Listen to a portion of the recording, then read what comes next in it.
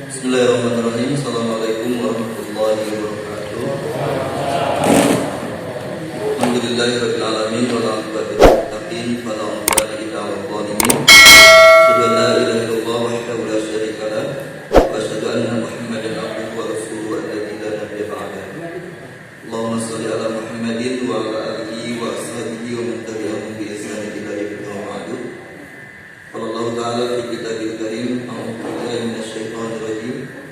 Wa yu'adzibul munafiqina wal munafiqati wal musyrikina wal musyrikati dhannina billahi dhanna as-saw' 'alaihim da'iratus saw' wa ghadiba Allahu 'alaihim wa la'anahum wa 'adda lahum jahannam wa sa'at masira. Jamaah salat maghrib yang dirahmati Allah Subhanahu wa taala. Pada malam hari ini kita masih diberikan iman oleh Allah Subhanahu wa taala. Mudah-mudahan nikmat iman ini terus dijaga oleh Allah Subhanahu wa taala sehingga kita diwafatkan dalam keadaan membawa iman yang benar dan dimasukkan ke dalam surga Firdaus. Amin ya rabbal alamin. Jemaah rahmatullah, insyaallah malam hari ini kita akan membahas kembali kajian kita tentang kitab tauhid. Bulan lalu saya sudah menjelaskan tentang 10 pembatal keislaman seseorang. Ada 10 bulan lalu saya jelaskan tentang pembatal keislaman seseorang.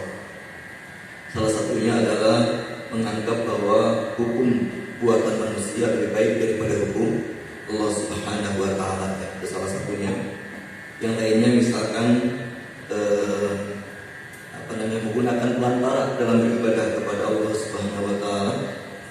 Begitu pula contohnya memperolok-olok syariat agama Allah Subhanahu wa taala. Itu di antara contoh-contoh pembatal keislaman seseorang. Hari ini, malam ini insya Allah kita akan bahas hal-hal yang merusak keimanan seseorang. Ini bisa jadi tidak batal, tapi imannya menjadi rusak. Dalam buku ini oleh Syekh Shalih bin Fauzan disebutkan contoh pertama yang paling merusak iman kita adalah berburuk sangka kepada Allah Subhanahu wa taala. Ya, su'udzon billah, ya, berburuk sangka kepada Allah Subhanahu wa taala. Ibnu Qayyim menjelaskan dalam kitabnya Ad-Dawa. Beliau menjelaskan bahwa salah satu dosa yang paling besar adalah berburuk sangka kepada Allah Subhanahu wa taala. Berburuk sangka kepada makhluk saja, berburuk sangka kepada manusia saja dosanya sudah sangat besar, apalagi berburuk sangka kepada Allah Subhanahu wa taala. Misalkan dalam Al-Qur'an jazakumullah ya, orang-orang musyrik pernah berburuk sangka kepada Allah Subhanahu wa taala. Allah jelaskan dalam surat Ali Imran ayat 154. Yadhunnuna billahi ghairal haqqi dhanna jahiliyah. Yaquluna hal lana minal amri min syai'. Qul innal amra kullahu lillah. Mereka orang-orang musyrik Mekah menyangka yang tidak benar terhadap Allah seperti sangkaan jahiliyah. Mereka berkata, apakah ada bagi kita suatu hak campur tangan dalam urusan itu? Katakanlah wahai Muhammad, sesungguhnya urusan itu segalanya di tangan Allah Subhanahu wa taala. Ibnu Qayyim rahimahullah menafsirkan ayat ini, maksudnya adalah orang-orang Arab jahiliyah waktu itu menyangka bahwa Allah tidak akan menolong Rasulullah dan kaum muslimin dari kezaliman orang-orang kafir. Mereka bersangka bahwa Allah akan memenangkan orang kafir dan mengalahkan kaum muslimin karena Allah tidak akan pernah menolongnya. Sebagaimana surat yang kita hafal pada surat Al-Duha, orang-orang musyrik mengatakan wadda'aka ya Muhammad, sampai turun ayat ma wadda'aka rabbuka wa ma qala. Tidaklah sekali-kali Tuhanmu meninggalkan Muhammad dan bukanlah engkau termasuk orang yang gila. Ayat ini turun berkaitan dengan Rasulullah SAW minta pertolongan Allah Subhanahu wa taala berbulan-bulan. Tidak turun pertolongan Allah Subhanahu wa taala. Sementara kezaliman orang-orang kafir kepada kaum muslimin semakin dahsyat. Kriminalisasi orang-orang musyrik itu semakin dahsyat kepada kaum muslimin. Sementara Rasul berdoa kepada Allah agar diturunkan pertolongan, juga belum dia turun. Sampai Rasulullah SAW setiap hari turun naik bukit nunggu wahyu, nunggu pertolongan Allah. Sampai orang-orang musyrik mengatakan Muhammad sudah gila, sudah gila karena bolak-balik rumahnya bukit ya. Nah, kemudian turunlah ayat ma wadda'aka rabbuka wa ma qala. Tuhanmu sekali-kali tidak pernah meninggalkan wahai Muhammad, dan bukanlah orang yang tidak. Begitu pula zaman pula ayat ini juga menjelaskan bahwa orang-orang musyrik, termasuk juga Ibnu Qayyim mengatakan siapapun yang mengatakan kalimat ini maka dia sudah berburuk sangka kepada Allah dan dosa besar. Yaitu mengatakan bahwa Allah tidak akan membinasakan kezaliman dan kebatilan. Ya mohon maaf Pak, misalkan kalau di satu tempat ada kezaliman yang luar biasa Pak ya, kezaliman yang luar biasa, terus orang-orang muslim, orang-orang yang ingin melakukan perbaikan, dai-dai ingin melakukan perbaikan dan memberantas kezaliman itu juga belum berhasil Pak ya, Allah belum berhasil, sehingga orang-orang mengatakan bahwa Tuhan tidak mungkin memberantas kezaliman ini, dia akan kekal kezaliman ini ya. Justru yang akan binasa adalah yang tak ya. Mohon maaf, misalkan Pak ada orang-orang yang mengkritik kezaliman, ada orang-orang yang melawan kezaliman, justru mereka yang mendapatkan musibah ya, di penjara lah, dibunuh dan sebagainya, sehingga orang mengatakan bahwa kezaliman ini sudah sangat kuat, rasanya Tuhan pun akan membiarkannya, tidak akan memberantasnya, tidak akan menghancurkannya. Ini adalah kalimat kebatilan Pak. Ini salah satunya buruk sangka kepada Allah. Allah sudah berfirman wa qul ja'al haqqu wa zahaqal batil ya. Sungguh telah datang yang hak dan telah binasa kebatilan. Innal batila kana zahuqa. Sesungguhnya kebatilan itu pasti akan binasa Pak ya, akan binasa. Ayat ini turun Pak ketika Rasulullah SAW diutus ke kota Mekah, di mana di kota Mekah itu penyembahan berhala dan tradisi jahiliyah sudah sangat mengakar ya. Sudah sangat mengakar. Maka ketika ini adalah sebagai hiburan kepada Rasulullah kaum muslimin bahwa kebatilan penyembahan berhala di kota Mekah pasti akan binasa. Dengan kalimat waqul ja'al haq, telah datang kebenaran, maksudnya telah datang Nabi Muhammad SAW di atas kota Mekah ya. Wa zahaqal batil, dan pasti akan binasa semua kebatilan pasti akan binasa. Innal batila kana zahuqa. Sesungguhnya kebatilan itu pasti akan binasa. Makanya salah satu nama Rasulullah SAW Pak namanya Al-Hamid ya. Rasulullah SAW itu Pak menyebutkan pada dirinya, kata Rasulullah, li khamsatu asma'in, saya ini memiliki lima nama. Ada yang hafal Pak nama-nama Rasulullah ya. Rasulullah itu memiliki 5 nama Pak, bukan gelar yang nama ya. Rasulullah SAW itu dalam hadis yang sahih itu memiliki 5 nama. Ada yang hafal Pak nama-nama Rasulullah? Jangan-jangan kita lebih hafal nama artis Pak ya. Banyak Rasulullah ya. Rasulullah itu memiliki 5 nama Pak ya. Yang pertama Ahmad ya. Ahmad itu yang Allah jelaskan dalam surat As-Saff ya. Ya surat As-Saff ya ayat ke-6 ya. Itu namanya Ahmad. Ahmad itu artinya adalah orang yang paling terpuji ya. Orang yang paling terpuji, itu nama pertama. Yang kedua nama Rasulullah adalah Muhammad ya. Muhammad itu artinya orang yang terus-menerus memuji Allah, tidak pernah berhenti memuji Allah. Makanya hari ini Pak kita sedih Pak ya, kalau ada orang namanya Muhammad tapi kerjaannya menghina ulama, menghina Islam Pak ya, kita sedih. Padahal Muhammad itu yang orang yang terus memuji Allah. Aisyah mengatakan dalam hadis yang sahih, karena Rasulullah SAW yazkurullah fi kulli ahyanin. Rasulullah SAW itu senantiasa selalu berzikir dalam setiap kesempatan. Bahkan ketika orang-orang musyrik, ya orang-orang Yahudi bertanya kepada Nabi Muhammad, ya, wahai Muhammad, coba sebutkan siapakah Nabi yang ummi itu? Ya. Siapakah Nabi yang ummi itu? Ya. Jadi para orang Yahudi Bang, dalam surat Al-Baqarah jelaskan mereka mengetes Nabi Muhammad dengan 3 pertanyaan. Kalau mereka bisa menjawab pertanyaan mereka, maka mereka akan mengakui Nabi Muhammad sebagai Nabi. Tapi ternyata semua pertanyaan dijawab sama Nabi, mereka tetap menghindari. Salah satunya adalah pertanyaan mereka, coba sebutkan siapakah Nabi yang ummi itu. Ya, itu sudah dijelaskan pada kitab Taurat. Ciri Nabi yang ummi itu adalah yang jika matanya tidur tapi hatinya tetap berzikir kepada Allah Subhanahu wa taala. Jadi Rasulullah SAW itu makanya Rasulullah itu Pak tidurnya pun tidak membatalkan ya. Beda dengan kita, kalau kita tidur wudu kita batal ya. Dari mana dalilnya Pak? Rasulullah SAW itu Pak kalau habis tahajud, habis zikir, menunggu subuh itu tidur lagi. Kalau kita jangan apa ya, takutnya kebablasan ya. Jadi Rasulullah itu kalau habis sholat witir sekitar 10 menit sebelum azan subuh beliau tidur lagi, Pak. Begitu azan Bilal berkumandang, Rasul langsung sholat qabliyah, ya, tidak berwudu lagi. Kenapa? Karena bagi Rasulullah tidur itu tidak membatalkan wudu, ya. Bagi kita, Pak, ya, kalau tidurnya, mohon maaf, Pak, ya, bagi kita kalau tidurnya lubang anus kita tidak tertutup, ya, itu batal wudu. Ya. Jadi kalau kita tidurnya miring, ya, kecuali Bapak tidurnya dalam keadaan tegak, ya, seperti sholat Jumat, ya. Bapak tidur sholat Jumat tidurnya tegak, ya. Masuk masjid langsung tidur, tiba-tiba dibangunkan sudah komat gitu, Pak, ya. Enak sholat di masjid, sholat Jumat di masjid Al-Falah, enak cepat, ya, cepat, ya. Dia tidur dia, Pak, ya. Itu tidak batal hukumnya, Pak, kalau dia dari tegak, ya. Walaupun hukumnya makruh, ya, hukumnya makruh, ya. Jadi kalau Rasulullah tidak, Pak, ya. Jadi ketika ditanya siapakah Nabi yang ummi itu, Nabi yang ummi adalah yang matanya tertidur tapi hatinya tetap berzikir kepada Allah, tetap sadar, tetap sadar. Makanya Rasulullah disebut dengan namanya yang kedua Muhammad. Itu artinya orang yang terus-menerus berzikir kepada Allah Subhanahu wa taala. Yang ketiga, nama Nabi Muhammad itu adalah Al-Jami', ya. Al-Jami' namanya. Kita sering mendengar istilah masjid Jami', ya.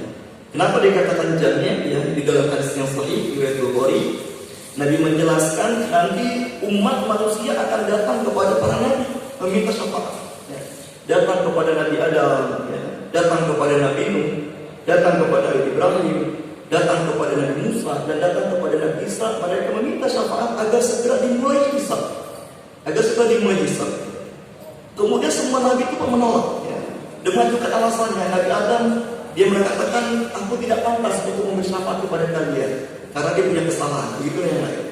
Begitu mereka datang kepada Rasulullah SAW dan Muhammad, ya, meminta syafaat, maka Rasul mengabulkan dan Rasul datang kepada Allah Subhanahu wa taala untuk segera memulai hisab. Kemudian turunlah ayat wajah rabbuka wal malaku saffan saffa. Itu ayat yang menceritakan di hari kiamat kita ngantri, Pak, ya, kapan dimulai hisab? Ternyata belum juga dimulai hisab. Maka kaum muslimin semua manusia dari zaman Nabi Adam sampai manusia terakhir akan datang kepada para nabi, mereka agar meminta kepada Allah supaya memulai hisab. Tapi ternyata menolak kecuali Rasulullah Sallallahu Alaihi Wasallam. Jadi satu-satunya Nabi yang bisa memberi syafaat adalah Rasulullah SAW. Makanya disebut dengan Al-Jami'. Al-Jami' itu artinya apa? Semua manusia akan berkumpul kepada Rasulullah meminta syafaat. Ya. Semua manusia berkumpul kepada Rasulullah meminta syafaat. Jadi satu-satunya Nabi di hari kiamat yang bisa memberi syafaat adalah Rasulullah SAW. Ya. Mudah-mudahan kita semua termasuk orang-orang yang mendapatkan syafaat beliau Sallallahu Alaihi Wasallam, insyaallah, ya, mudah-mudahan. Yang ketiga namanya Al-Jami'. Yang keempat nama Rasulullah SAW adalah Al-Hami, ya. Kalau tadi yang ketiga Al-Jami', yang keempat Al-Hami. Al-Hami itu dari kata-kata hana, yaitu yang memberantas, ya. Al-Hami itu maksudnya Pak, yang memberantas, ya. Yang memberantas kesyirikan, ya, yang memberantas kesyirikan. Sampai Rasulullah mengatakan, Pak, ya, karena Rasulullah adalah satu-satunya manusia yang akan punya misi memberantas kesyirikan di kota Mekah. Sampai turun lagi, Pak, kalau jauh haknya. Rasulullah mengatakan dalam bahasa yang sahih, inna syaitana qad ya'isa an ya'budal musalluna fi jaziratil arab walakin fit tahrish bainahum. Hadis riwayat Tirmidzi.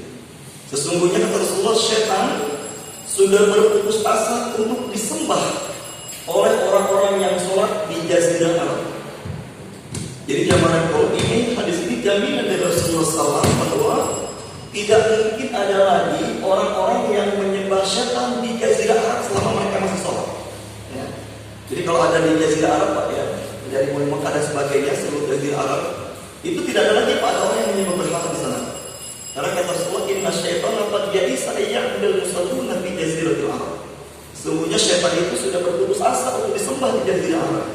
Ya, jadi itu jaminan Rasulullah. Karena Allah sudah mengatakan bahwa ja'al haqqu wa zahaqal batil. Ya, kebenaran telah datang, Islam telah datang, maka kebatilan, kesyirikan akan hilang di Jazirah Arab. Tetapi kata syaitan tidak berhenti, Pak, ya. Ketika syaitan mengatakan sudah berputus asa untuk disembah di Jazirah Arab, apa kata Rasulullah? Walakin fit tahrish bainahum. Tetapi setan akan terus semangat untuk memunculkan permusuhan di antara mereka. Jadi ini Pak, ini sudah menjadi statement Rasulullah SAW bahwa di Jazirah itu Pak akan terus terjadi konflik Pak ya, akan terjadi konfliknya. Bahkan Rasulullah SAW Pak mengatakan dalam hadis yang lain ya, dalam hadis riwayat Bukhari Pak ya, menggambarkan bagaimana di hari zaman itu Pak manusia seperti begini Pak. Rasul menggambarkan seperti ini. Itu artinya manusia itu sudah sangat semangat Pak. Konflik akan terjadi yang sangat luar biasa ya. Konflik terjadi yang sangat luar biasa. Dan itulah kata Rasulullah salah satu tanda di antara 3 tanda akan datangnya Imam Mahdi ya. Salah satu tanda akan turunnya Imam Mahdi adalah kata Nabi ada 3. Yang pertama, manusia sudah terus konfliknya, banyak konfliknya, bukan hanya Jazirah Arab tapi seluruh dunia. Yang kedua, banyak terjadinya gempa ya. Dan yang ketiga, penguasa yang zalimnya sudah keterlaluan. Saya nggak tahu nih Pak, 3 ini sudah ada apa belum sekarang Pak ya? Ini hadis sahih Pak ya, hadis sahih kata Nabi ya, ketika tanda Dajjal akan datang itu tadi Pak ya, 3 tadi ya, manusia terus terjadi konflik, kemudian banyak gempa ya, krisis sosial, terus bencana alam, dan adanya pemimpin yang saling sudah dari luar batas. Makanya Rasulullah Pak nama yang keempat adalah Al-Hami, artinya yang memberantas perbuatan syirik. Dan yang terakhir, yang kelima, nama Rasulullah SAW adalah Al-Aqib. Al-Aqib artinya penutup para nabi dan rasul. Nabi mengatakan Al-Aqib Khatimul Anbiya wal Mursalin. Akulah Al-Aqib, penutup para nabi dan rasul. Jadi tidak mungkin lagi Pak ada orang yang mengaku tidak mungkin ada lagi nabi dan rasul setelah Rasulullah SAW.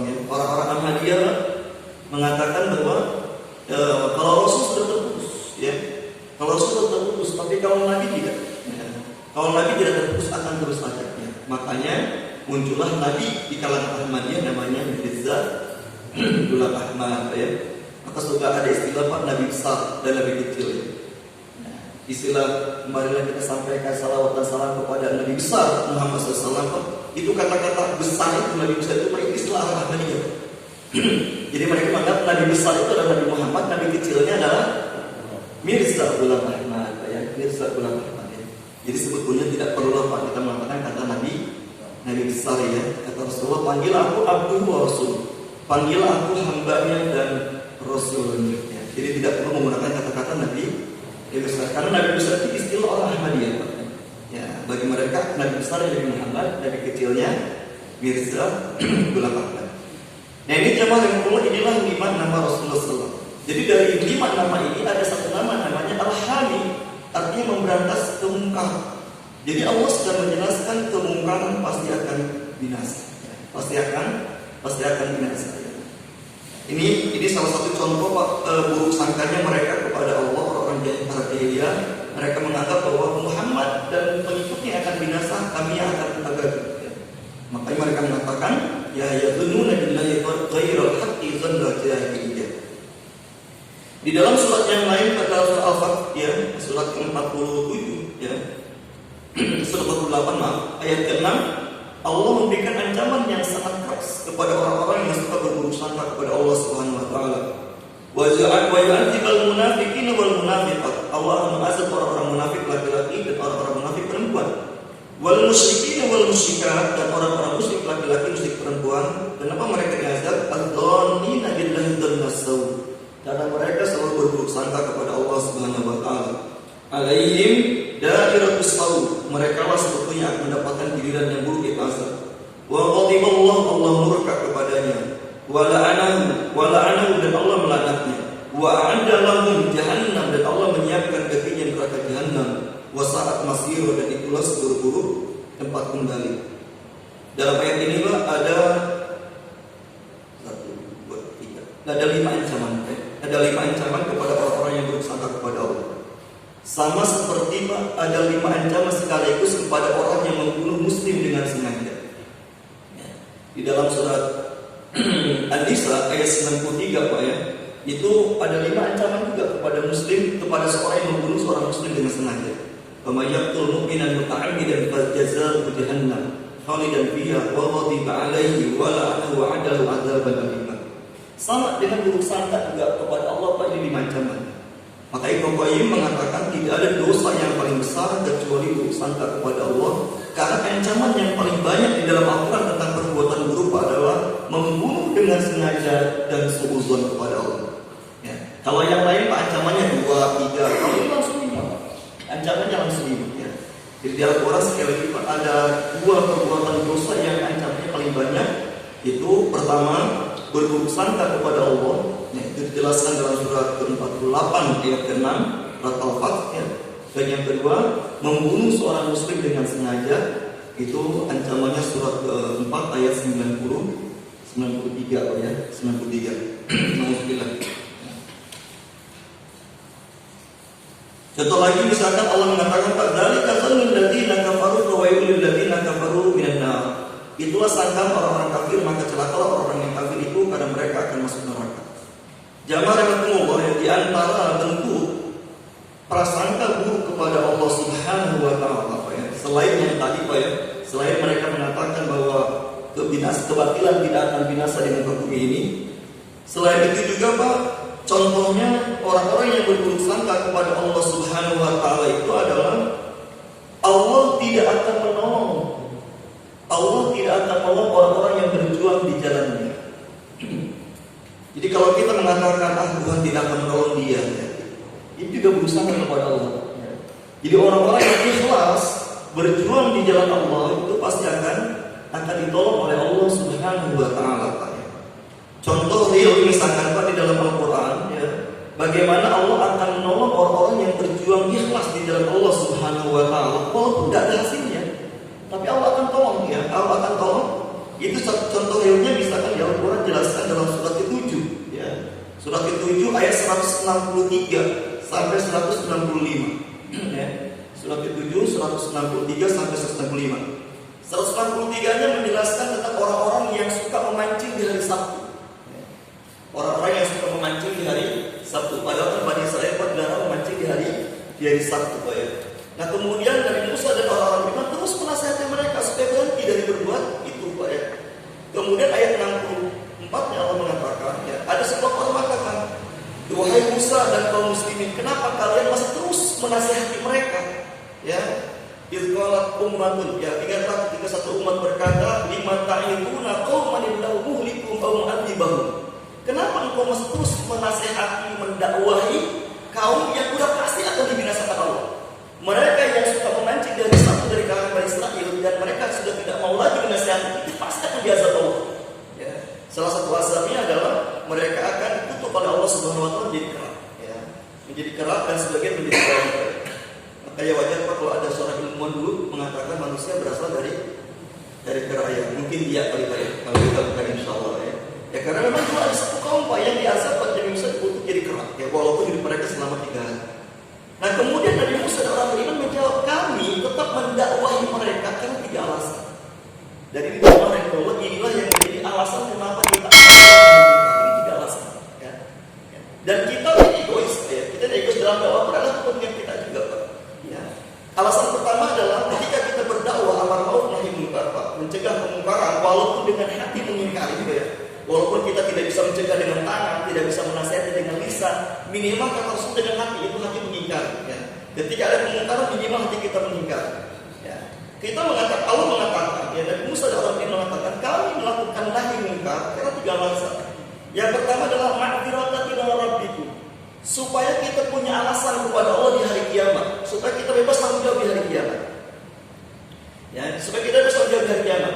Kita mendidik anak kita misalkan supaya jadi anak yang soleh, walaupun takdirnya alhamdulillah, misalkan anak kita tetap tidak soleh, tapi kita sudah berusaha mendidik anak kita jadi yang soleh, Pak, maka kita dari kiamat lepas tanggung jawab. Ya. Yang menjadi tanggung jawab adalah kalau kita membiarkan kemungkaran, membiarkan kemungkaran. Yang pertama, jadi supaya kita lepas tanggung jawab di hari kiamat. Yang kedua adalah la'allahum yattaqun, mudah-mudahan mereka bertakwa, mudah-mudahan mereka mendapatkan hidayah. Nah yang menarik ayat ketiga, ya, ayat 165-nya Allah katakan, tatkala mereka yang terus berbuat kemungkaran itu melupakan peringatan, melupakan nasihat yang diberikan oleh orang-orang yang bernahi munkar, ya. Kemudian Allah timpakan azab kepada orang yang berbuat kemungkaran, dan kami selamatkan orang yang melakukan amar ma'ruf nahi munkarnya. Ya, sekali lagi pada dalam ayat 165-nya Allah mengatakan, ketika manusia-manusia ahli maksiat melupakan peringatan-peringatan, kalau Allah akan menimpakan azab, maka azab itu hanya tertimpa kepada pelaku kemungkaran. Sementara yang amar ma'ruf nahi munkar Allah akan selamatkan. Karena Allah mengatakan dalam surat ke-8 ayat 25, "Wattaqu fitnatan la tusibanna alladziina dzalamu minkum khassah." Takutlah kalian kepada Allah kepada azab yang tidak menimpa kepada pelaku kezaliman saja. Jadi kalau Allah menimpakan bencana alam, itu tidak hanya kepada yang membuat kerusakan alam saja, tapi kepada orang-orang soleh pun kena. Orang-orang soleh pun tetap juga akan kena dampak bencana alam itu. Nah, kenapa demikian orang-orang solehnya juga kenapa? Dijelaskan tadi dalam surat itu tadi. Kenapa? Karena mereka orang solehnya diam, tidak melakukan amar ma'ruf nahi munkar. Makanya dalam kitab ini dijelaskan Pak, orang yang mengatakan bahwa orang yang berdakwah ikhlas kepada Allah tidak akan ditolong Allah, Pak, itu juga sudah berburuk sangka kepada Allah. Makanya jamaah Allah, ketika Allah ingin membinasakan semua kaum yang zalim kepada nabinya, ketika Allah ingin membinasakan semua kaum yang durhaka kepada nabinya, itu pasti nantinya dan orang yang beriman pasti Allah selamatkan.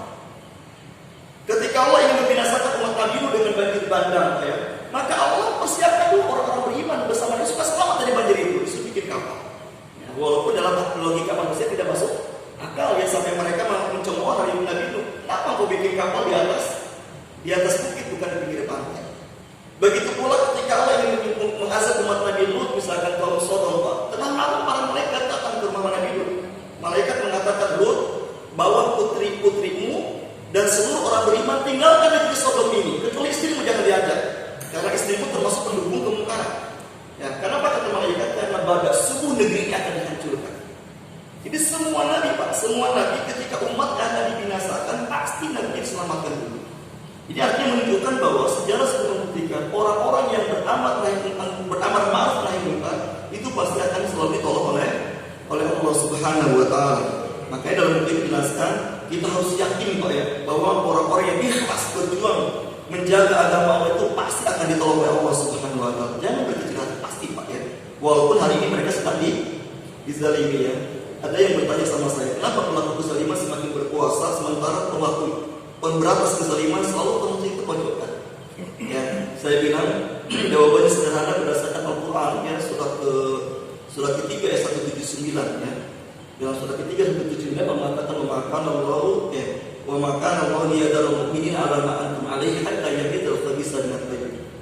Jadi jamaah Allah, kalau hari ini, ya, auzubillah, misalkan Pak, ya, pelaku kezaliman semakin berkuasa sementara orang yang amar ma'ruf nahi munkar semakin tersudutkan, Pak, itu hikmahnya adalah karena Allah ingin menunjukkan siapa yang benar-benar beriman dan siapa orang-orang yang munafik.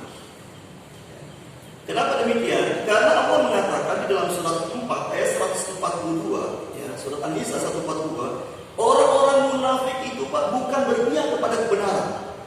Orang-orang munafik itu tidak berpihak kepada kebatilan, tapi orang-orang munafik itu berpihak kepada siapa yang menguntungkan. Ya, kepada siapa yang menguntungkan. Ya. Itu orang munafik. Kalau misalkan yang berkuasa orang beriman, maka orang munafik pun akan merapat kepada orang beriman. Ya, karena mereka cari keuntungan. Ya, kalau yang berkuasa orang-orang zalim, pasti orang munafik itu berapat kepada orang zalim. Makanya, Pak, dalam surat 3 tadi 179, ketika Allah biarkan pelaku kezaliman semakin berkuasa, Pak, misalkan ada kezaliman di masyarakat kita, terus mereka semakin berkuasa sementara yang amar ma'ruf nahi munkar semakin tersudutkan, itu Allah ingin menyaring siapa yang benar-benar beriman dan siapa yang munafik. Jadi orang-orang munafik pasti akan tersedot ke sana, Pak, kepada penguasa. Ya, akan tersedot ke sana. Kenapa? Karena sekali lagi orang munafik itu hanya berpihak kepada yang menguntungkan mereka, ya. Makanya yakinlah, Pak, ketika orang-orang munafik sudah terpisah dari orang-orang yang benar-benar ikhlas berjuang di jalan Allah, pasti saat itulah Allah memberikan kemenangan. Ya. Saya setuju, Pak, dengan ucapan Ustaz Salim Fillah, Pak, ya. Ya, Ustaz Salim Fillah itu pernah mengatakannya, ketika puncak kezaliman di satu negeri itu sudah semakin merajalela, itu kabar gembira dari Allah bahwa Islam akan segera jaya. Ya. Artinya apa tadi, Pak? Artinya Ketika kezaliman berkuasa, maka orang munafik akan tersedot ke sana, sehingga yang tersisa hanya orang yang benar-benar ikhlas berjuang ya Allah. Saat itulah nanti pertolongan akan datang, Pak. Saat itulah pertolongan akan datang. Kita berdoa kepada Allah Subhanahu wa taala, Pak, semoga Allah segera memberikan pertolongan kepada saudara-saudara kita dan kepada kita semua yang sedang memperjuangkan tegaknya Islam ini, Pak, ya. Sekiranya seperti itu, Pak, ya. Jadi jangan pernah berkecil hati, Pak, bahwa pejuang Allah itu pasti akan ditolong Allah Subhanahu wa taala. Termasuk juga, Pak, ya, orang-orang yang berburuk sangka kepada Allah adalah orang-orang yang orang-orang yang tidak mengimani takdir. Termasuk juga orang yang berburuk sangka kepada Allah adalah orang-orang yang tidak mengimani takdir, ya. Tidak beriman kepada takdir. Contohnya, ya, para ulama semua sepakat, Pak, ya, salah satu dampak buruk dari orang-orang yang tidak begitu yakin dengan takdir Allah adalah mereka gampang hasud kepada orang lain. Semua ulama sepakat, Pak, sebab munculnya hasud pada diri seseorang itu gara-gara tidak beriman kepada takdir. Contoh misalkan ada kawan kita, Pak, secara duniawi dia mendapatkan rezeki yang banyak lalu kita tidak suka. Ini sebabnya, dan tidak suka kita kepada mereka itu cuma satu sebabnya, karena kita tidak beriman kepada takdir. Allah sudah takdirkan dia memang jadi orang kaya, Pak, ya. Allah sudah takdirkan. Kalau kata Ustaz Syafiq Reza Lama itu, Pak, ya, andai saja rezeki itu ditentukan oleh gelar akademik, harusnya para profesor doktor itu kaya semuanya. Ya. Mungkin yang tidak lulus SD miskin, tapi faktanya kan tidak, Pak, ya. Banyak juga yang tidak lulus SD hidupnya secara ekonomi lebih mapan daripada profesor, Pak, ya, daripada orang-orang ini. Jadi gitu. Jadi ketika kita hasud kepada seorang, tidak suka dengan kelebihan nikmat orang lain, itu para ulama sepakat itu salah satu bentuk sekufuran kepada Allah karena kita tidak beriman kepada takdir, Pak, ya. Kita tidak beriman kepada takdir. Suka enggak suka, kalau Allah takdirkan dia jadi penguasa, akan jadi penguasa, Pak. Walaupun semua manusia menghalangi. Ya, semua manusia menghalangi, ya. Kita dalam soal Al-Imran dikatakan begitu, Pak, ya. Allah tu'til mulka man tasha wa tu'izzu man tasha wa tudhillu man tasha. Dia dikatakan Allah memberikan kekuasaan, mencabut kekuasaan kepada siapa yang dia kehendaki, Pak. Dia kehendaki. Dan ayat ini, Pak, adalah hiburan kepada Rasulullah SAW. Ketika Rasulullah SAW seorang diri berdakwah di kota Mekah, semua orang menganggap bahwa Muhammad tidak mampu akan mengalahkan sistem kezaliman yang sudah mengakar di kota Mekah waktu itu, Pak, ya. Muhammad seorang diri dari Muhammad, Pak. Satu orang cuma Muhammad. Makanya Abu Jahal, Abu Lahab menganggap angin lalu saja. Karena Nabi Muhammad seorang diri, mereka sudah sistem yang sudah terbangun oleh mereka, sistem kezaliman sudah terbangun di negeri Mekah. Tapi Allah menghibur Rasulullah SAW supaya tetap semangat dalam dakwah. Kata Allah memberikan kekuasaan kepada siapa yang dikehendaki, menguatkan siapa yang dikehendakinya, dan mencabut kekuasaan serta menghinakan siapa yang Allah kehendaki, Pak. Jadi hasad tadi adalah bagian dari tidak beriman kepada takdir. Makanya jamaah Allah, ya, setiap manusia, kata Rasulullah, Pak, itu pasti memiliki potensi hasud. Semua manusia, ya, semua manusia memiliki potensi hasud. Sebab itu, ketika muncul rasa tidak suka kepada nikmat orang lain, segeralah kita beristighfar kepada Allah Subhanahu wa taala, bertobat, karena ini bagian dari berburuk sangka kepada Allah Subhanahu wa taala. Contoh lagi, misalkan tidak mengimani takdir adalah mengeluhkan keadaan. Ya, mengeluhkan keadaan, ya. Ya, hidup yang miskin, ekonomi yang susah, ya, ini tidak boleh dikeluhkan, Pak, ya. Nah, ketika kita mengeluhkan keadaan kita, mengeluhkan nasib kita, ini bagian dari buruk sangka kepada Allah Subhanahu wa taala. Kenapa demikian, ya? Prinsipnya adalah apapun yang terjadi kepada kita itu pasti yang Allah berikan yang terbaik untuk kita, Pak, ya. Ada seorang ibu, Pak, pernah dulu sama saya, Ustaz, saya sekarang susah tidur. Usianya di atas 60, susah tidur, Ustaz. Saya bilang bagus, ya. Mungkin ibu waktu muda jarang ibadah, ya. Sengaja sama Allah sekarang dibikin susah tidur supaya banyak ibadahnya. Maka Bapak bersyukurlah yang susah tidur, Pak. Kalau saya, Pak, masih susah bangun kalau saya. Nah, kalau saya masih susah bangun, ya. Kalau Bapak susah tidur, bersyukurlah pada Allah pada malam hari. Karena Allah mengatakan pada dalam surat 51 ayat 15 sampai ayat ke-22 ada 6 amalan yang menjamin surga. Ya, ada 6 amalan yang menjamin surga, Pak. Yang pertama adalah kanu qalilan minal laili ma yahjaun. Mereka sedikit tidur di malam hari. Jadi jamaah kalau bapak melihat ini susah tidur malam, itu bagus, itu berarti cara Allah untuk mendekatkan kita kepada surga. Mau dikeluhkan baik. Ya, nanti silakan saja bapak lihat dalam surat 51 ya, surat Az-Zariyat ayat 15 sampai ayat 22 ya. Itu ada 6 amalan ya. Yang pertama sedikit tidur di malam hari, ya, maksudnya sholat tahajud. Yang kedua memperbanyak istighfar di waktu sahur sebelum subuh, ya, sebelum subuh ya. Makanya mohon maaf ya kalaupun ada orang yang belum agak masih berat bangun tahajud, setidaknya bangunlah sebelum subuh kemudian berbanyak istighfar ya.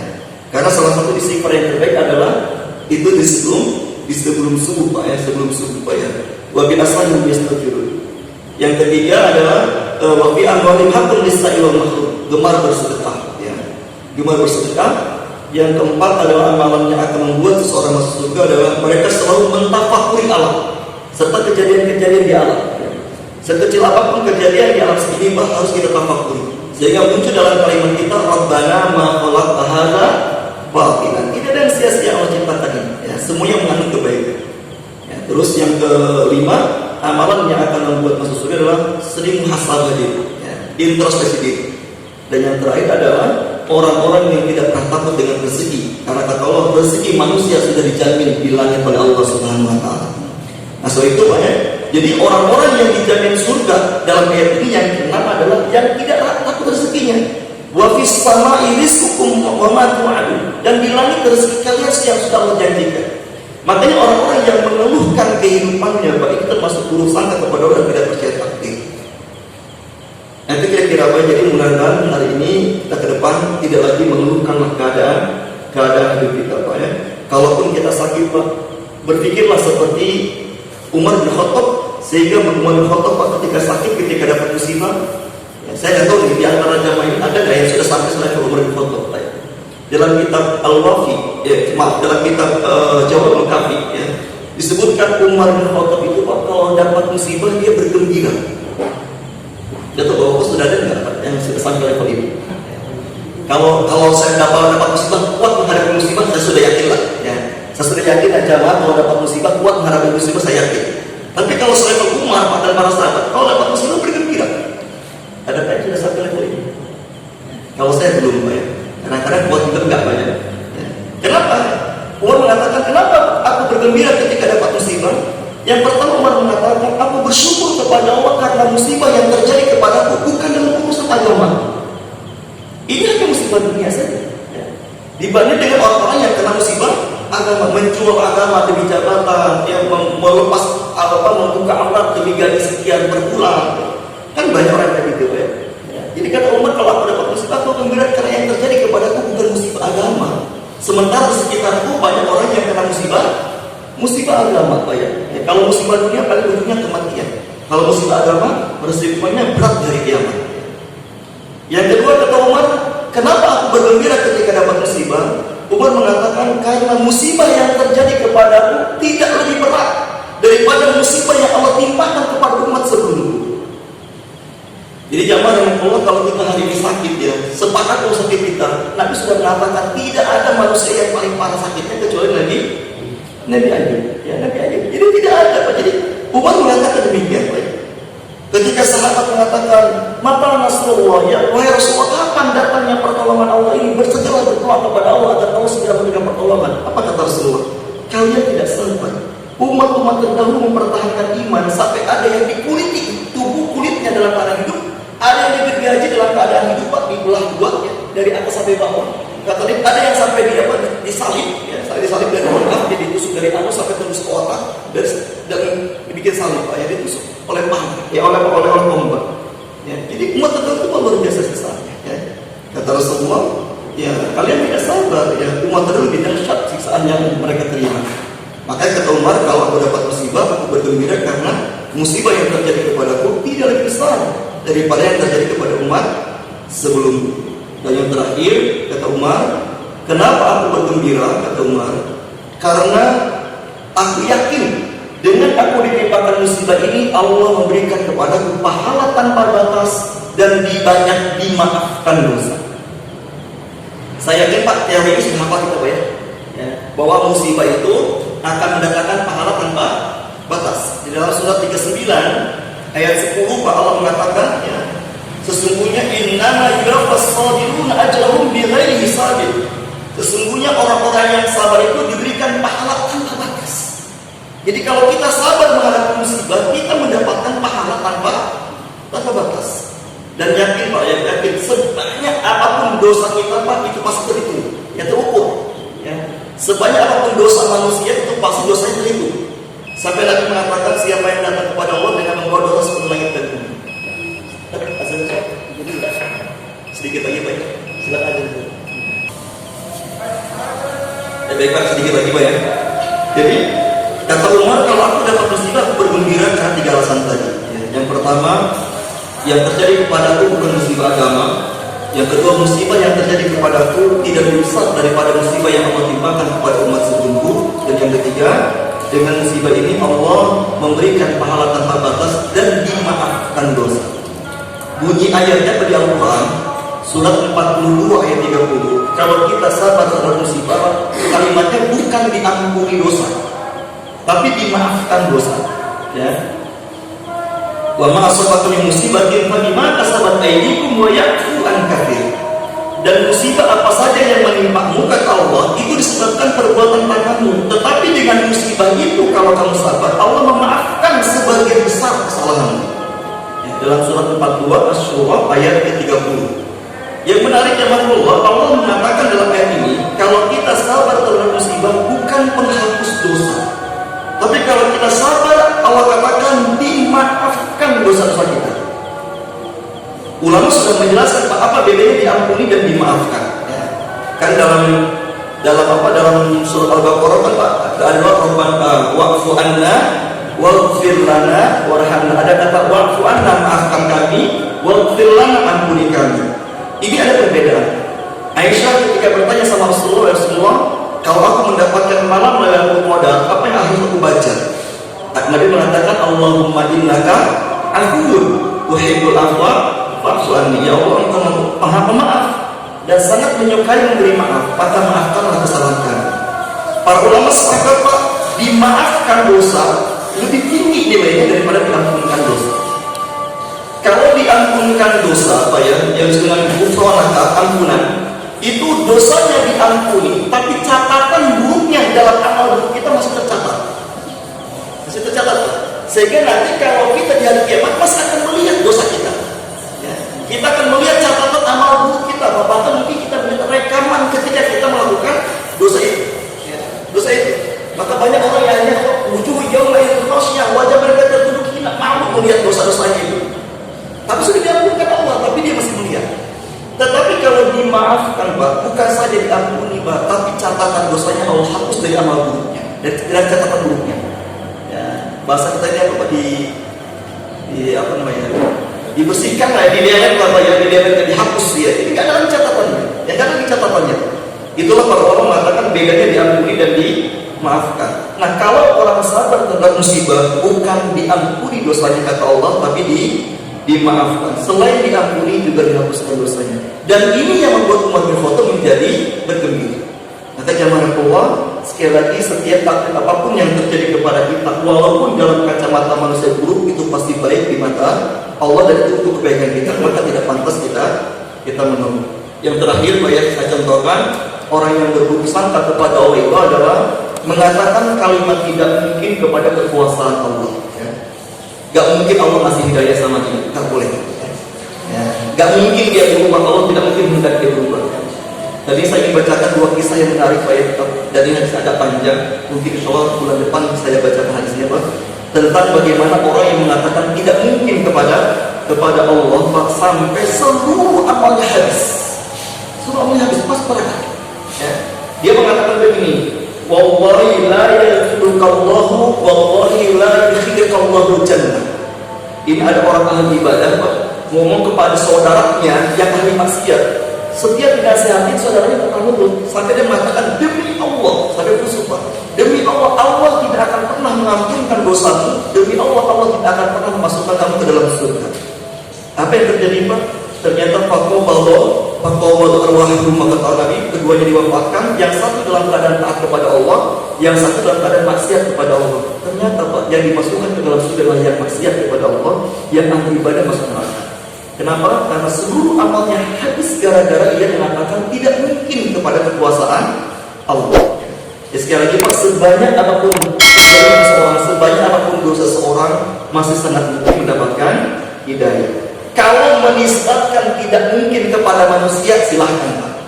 Ya, silahkan Pak ya.